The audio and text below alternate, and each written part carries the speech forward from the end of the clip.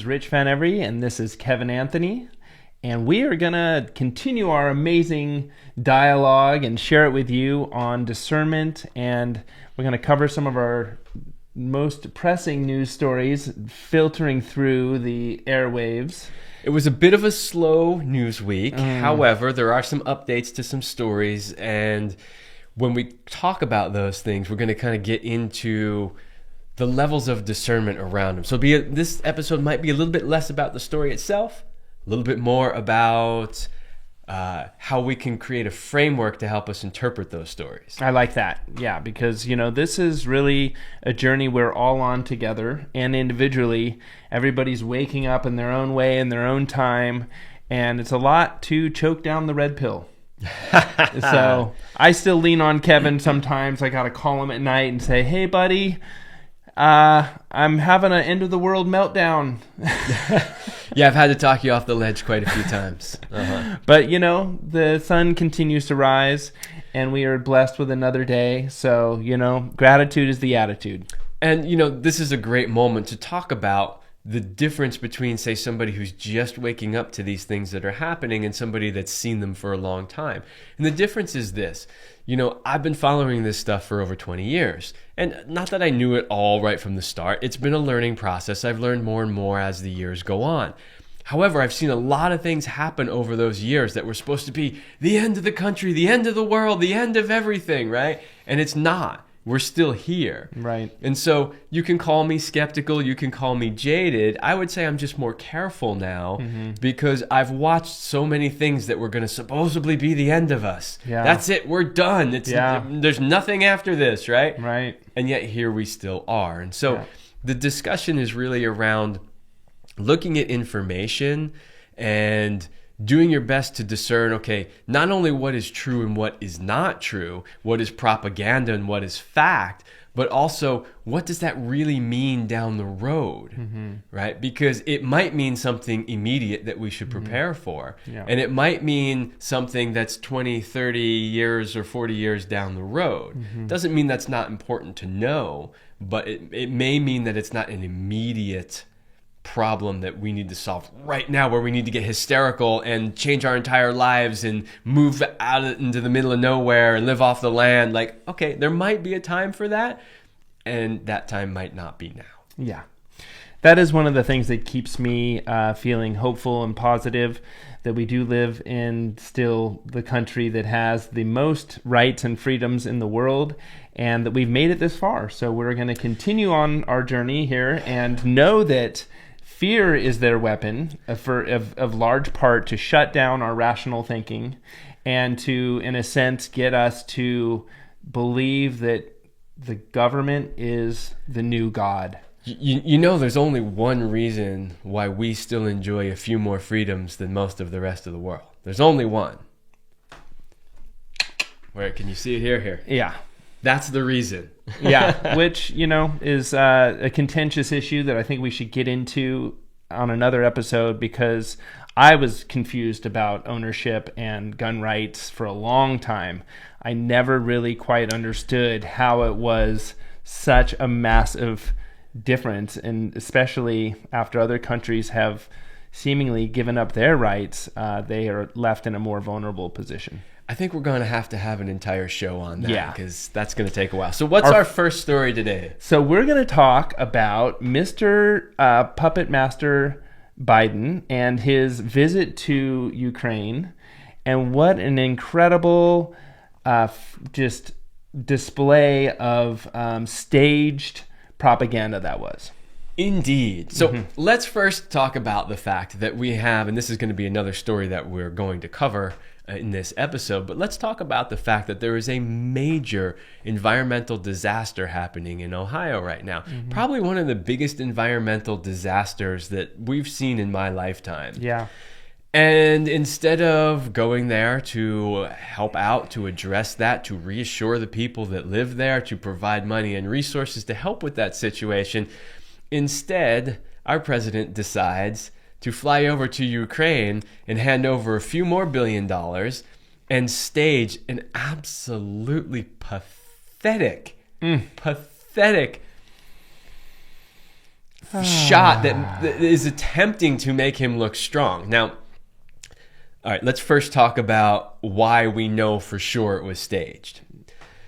So there have been multiple former United States Secret Service people who've come out and talked about this. And even if they didn't, before any of those people came out to say anything, I already knew this because I understand, at a basic level, how the Secret Service functions. Mm-hmm. The Secret Service, when they are protecting the president, has one job and one job only, and that is to make sure that that man stays alive at all costs. Mm-hmm. At all costs. They take zero risks. Any even minute threat that they don't even think is really a threat, and he will be out of there so fast. Mm-hmm. So here's what would have happened in reality compared to what actually did happen. If they did take the president into an active war zone, which does happen. Multiple presidents before Biden have gone to active war zones. Of course, they don't take them into the war zone where there's actual fighting. It's always somewhere near, right, out around. But they have taken presidents to active war zones. However, if, say, something like an air raid siren went off, he would have immediately been surrounded by Secret Service who would have picked him up, literally, because he can't move very fast. Mm-hmm. They would have picked him up and immediately shuffled him into the nearest bunker. Now, you might be saying, well, maybe they didn't have a bunker. Yes, they did, mm-hmm, because this is all pre-planned ahead of time. They do not take the president anywhere without knowing exactly where they have defensible space, exactly where they can move this guy in a fraction of a second if anything goes down. Every former Secret Service agent who has spoken on this topic has said the same thing. There is no way, literally no way, that the U.S. Secret Service stood there, let this air raid siren go off, and did nothing about it. Unless they were told not to do anything about it because they were told that it wasn't real. See, here's the thing. Even if they were told to stand down, the Secret Service agents I've heard speak on this say they wouldn't have stood down. Right. They still would have grabbed the president and they would have taken him into the nearest shelter. Yeah. So if they didn't do that, then they obviously knew that this wasn't a real threat. So I find it no coincidence at all that after the whole Chinese spy balloon incident, where President Biden looked like a completely pathetic weakling of a president who did nothing to defend his own country over his own homeland, that all of a sudden, immediately following, we get 2 or 3, we shot them down immediately before they entered our airspace balloons, and then immediately after that, we get, oh, look at Biden, look how brave he is, in an active war zone, paying no attention to the air raid siren. Yeah. It's all theater, folks. It is theater. Yeah. Literally staged. And a lot of times to, confirm that you're discerning the situation well, you will find these contradictions or, some of the reporters even in the legacy media was announcing that, we've been here for a week. There have been no air sirens, and all of a sudden it happens on cue as they're walking out. And so they were, and so in one breath you have, some of the reporters or not, who am I thinking of? Anderson Cooper saying, well, wow, what this was really brave for him to do that. And then some of the on the ground reporters are just going like, no, this doesn't really make sense at all. Like you know it doesn't make sense when CNN actually points that out, right? Yeah. Because CNN, and I'm not just pointing them out, I mean, they are terrible. There's nothing worth watching on CNN at all. But that goes for all the other major news networks as well.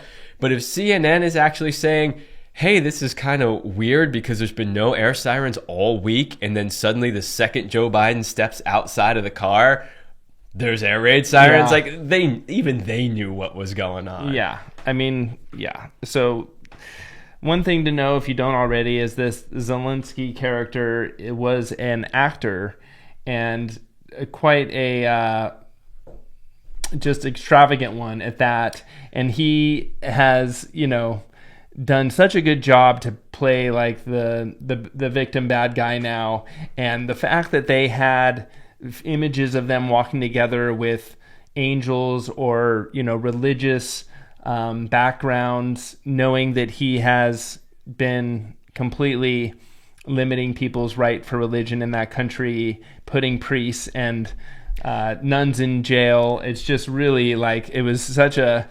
My favorite stage photo from that event was they took this photo of Biden standing there in his long trench coat and Zelensky standing there next to him like this.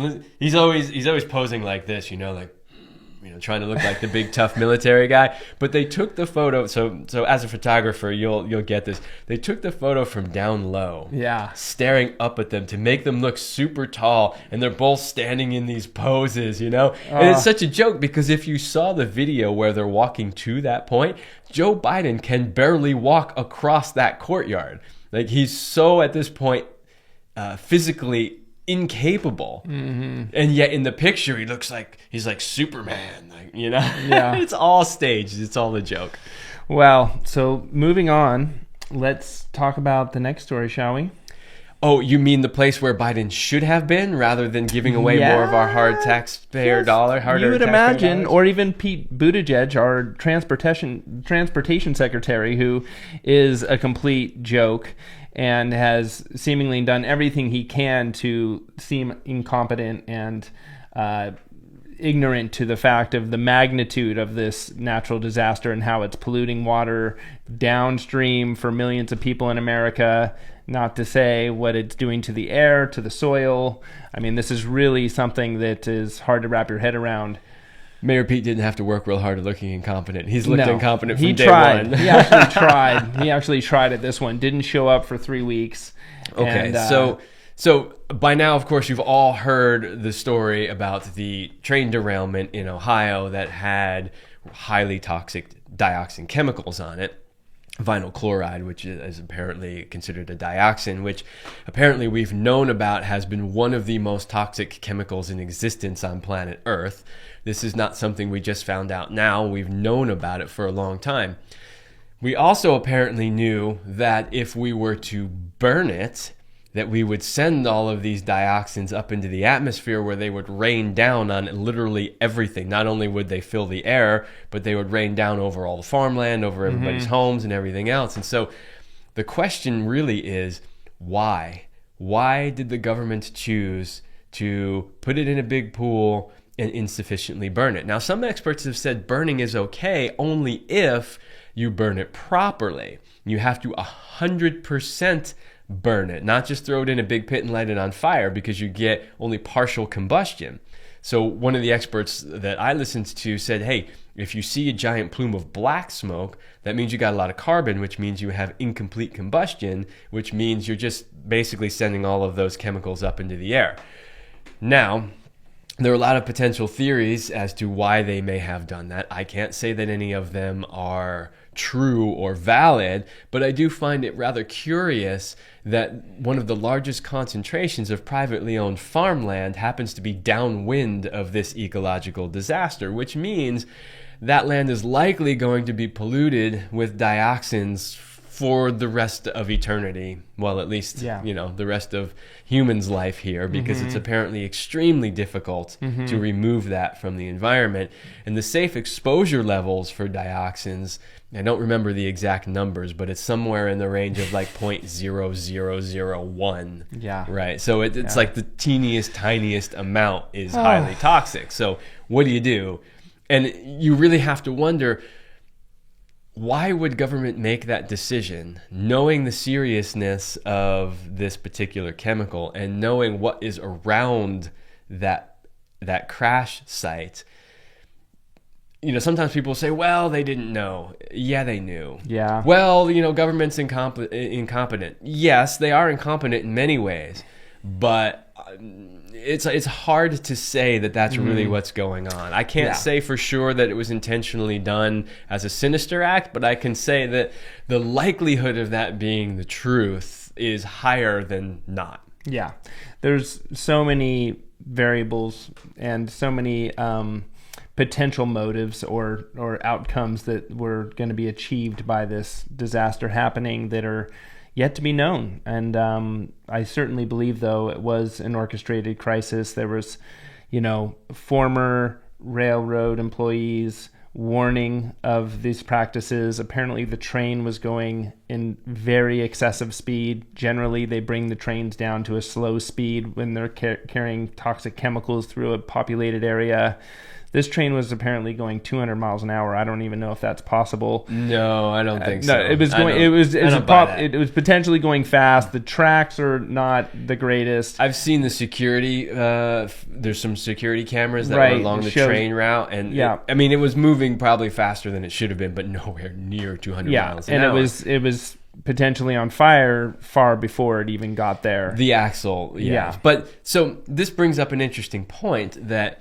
There have been multiple train accidents that were the result of sabotage prior to this. Mm-hmm. So once you start digging into some of these older stories, and you can go back and start researching, train derailments, there's been quite a few of them, and many of them have been due to direct sabotage of the train tracks. Apparently there's some sort of wire or something they can put across the tracks that will cause this exact thing.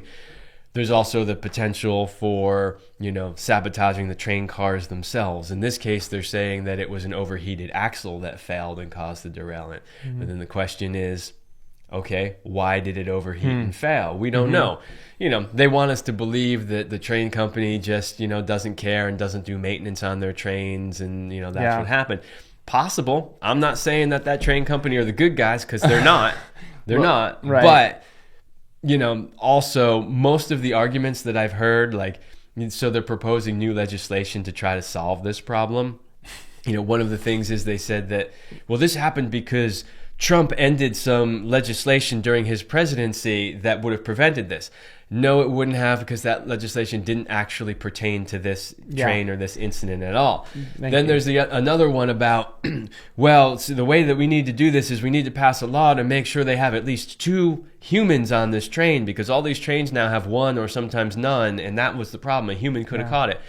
This train apparently had 3 humans on it, right? So every one of those things that they're telling you is very easily debunked when you look at the facts. And so, the legislation wouldn't have impacted it. They had enough humans on the train. And so then you start going, well, how did this happen then? Right. We don't know, but given if you take this event and you put it in light of all of the other things that have been going on in this country, such as the food factory fires, the hundreds of food factory fires, the power substation attacks where people have been literally shooting out power substations, just happened here in California.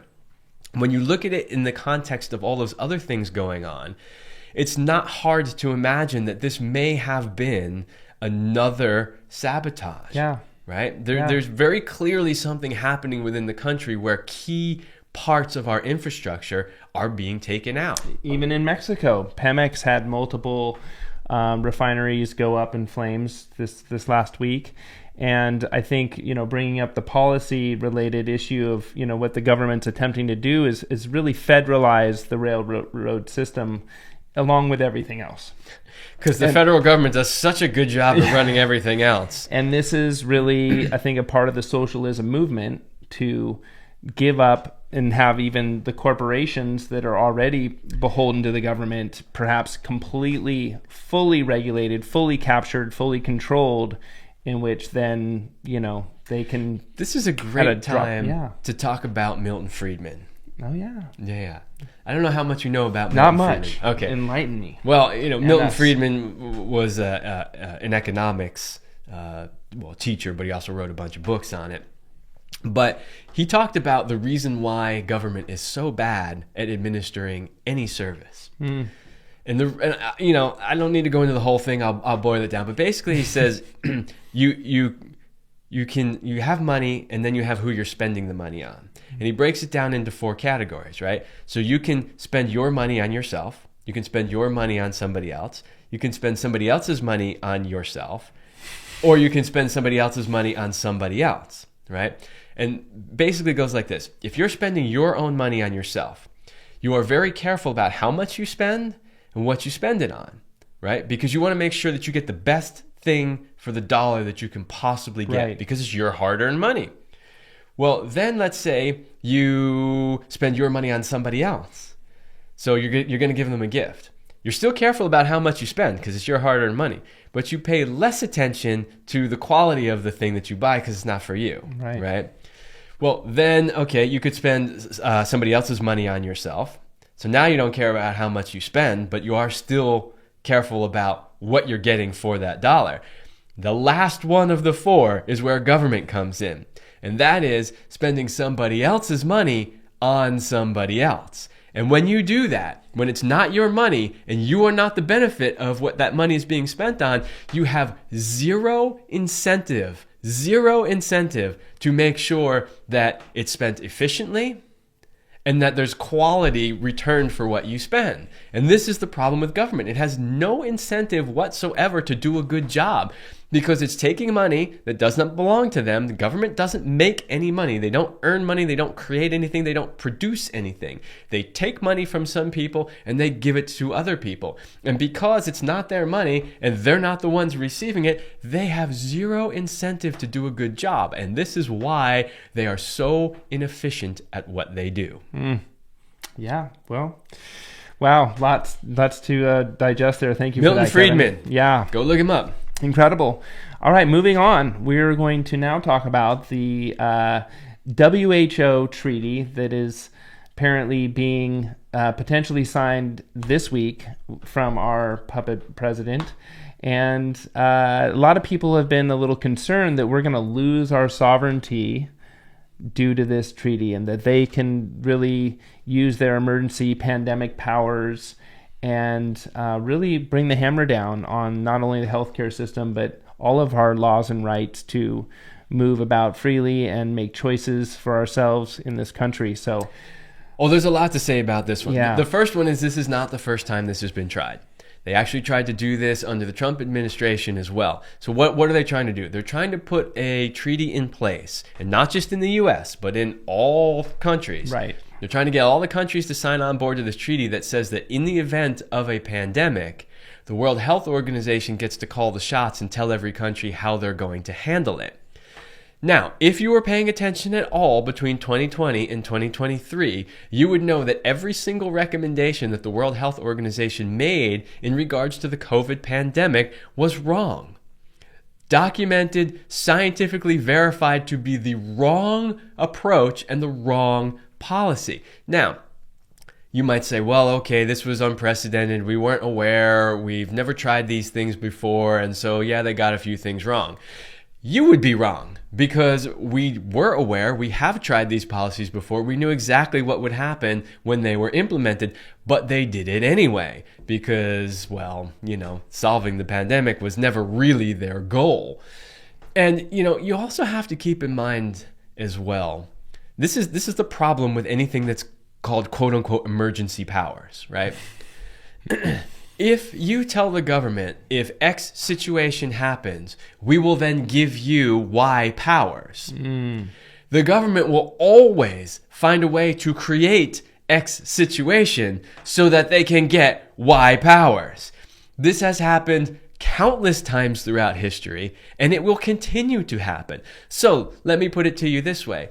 If all of the countries of the world gave the World Health Organization the powers in a pandemic to basically usurp local government, countries' governments, and tell them how to operate, then the World Health Organization, you can for sure 100% bet will create another pandemic so that they can then have that power and that control. You can never tie those two things together. You basically have to tell the government, sorry, you don't have that power, and we'll figure it out as we go along. Because otherwise, they will simply create the situation that gives them that power. They've done it so many times throughout history. How many times does it take before we learn that lesson, right? Yeah. Now, just looking at COVID, we know that there was no actual pandemic. I'm not saying that COVID didn't exist. I'm not going to go down that rabbit hole in this episode. I'm simply telling you that what we experienced did not meet the actual criteria of a pandemic. We got the criteria of pandemic through statistical manipulation, right? So what's to stop them from doing it again? Just because, hey, we said if a global pandemic happens, we're going to give you this power. They'll say, great, we'll just create one. And all we have to do is statistically manipulate the numbers. And now we've got another pandemic. And now we've just overtaken your entire government and your sovereignty. Now, Trump was not having that. So he absolutely did not sign it. And furthermore, he removed us from the World Health Organization. Now, a lot of people went berserk over that. Like, oh my God, what is he doing? He's going to kill us all. He's taking us out of the World Health Organization. Those were the people that have never taken any time to actually study the history of the World Health Organization, how it came to be, who runs it, who funds it, and what their past performance has been. Because if you have done any of those things, you would know that not only is it not out for our best interest, it has an abysmal track record. I mean, absolutely abysmal track record. So, do you want to give that corrupt, horrible organization all of your money and power over you? Nope, not me. Yeah, the Paris Accord is another example of that. Just it sounds like, I've been a big nature, environmental person, but yeah, no, it doesn't have anything to do with that. So the important thing to realize here is that instead of binge watching a Netflix series, consider digging into some of these rabbit holes. Take your time, tiptoe in, do whatever you need to do, but confront the opportunity to get yourself educated and practice discernment, have the conversations with your friends and family, and really understand that we are all in this together, and that's the only way we're going to potentially get out, make it through, resist, hold off these tyrannical, draconian agendas on our lives. Yeah, and what we're really trying to do on this show is present stories in a way that gets you to think, because what usually happens is you're just told a narrative. Here is what happened. Trust us. We're the experts. We're the authorities. And then later on, almost everything they tell you turns out to be false, but they don't report it on the news. They'll just quietly publish it in page 32 of the newspaper that nobody reads anyway, right? Mm-hmm. So you never really get to hear the other side of that. So what we were really trying to do here in this show is to present these stories and tell you the parts that they're not telling you. And we're not necessarily even always telling you that those parts are the absolute truth. We just want you to understand that there is the possibility that what you're being told isn't the truth or the whole truth, and that there may be other factors at play here that you're not being told.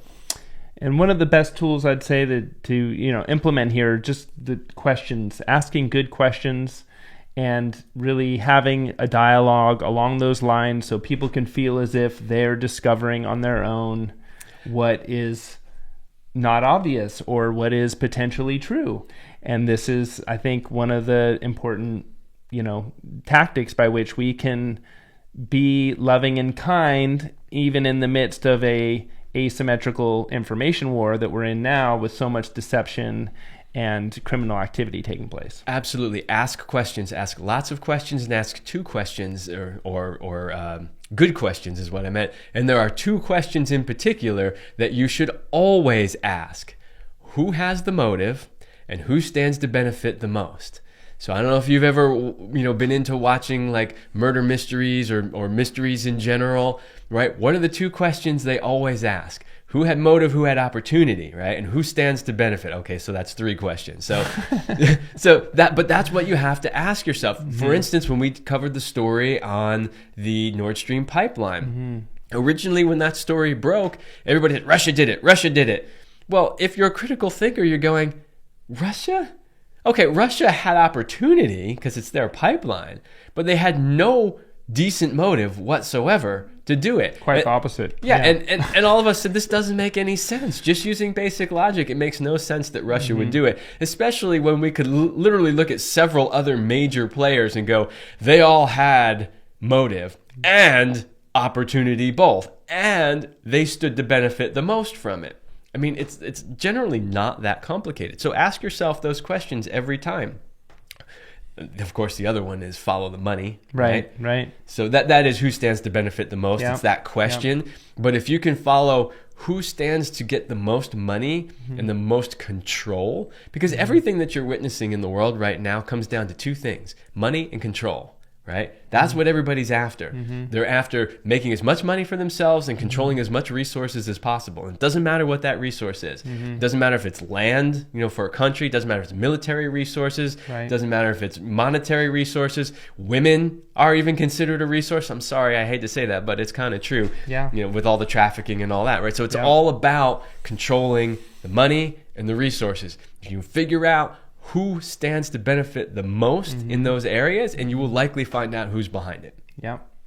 So this is the opportunity and the challenge. It's really a spiritual growth process for me. That's one of the ways I can find a higher perspective on this, because it is uncomfortable. It is challenging at times. It is confusing.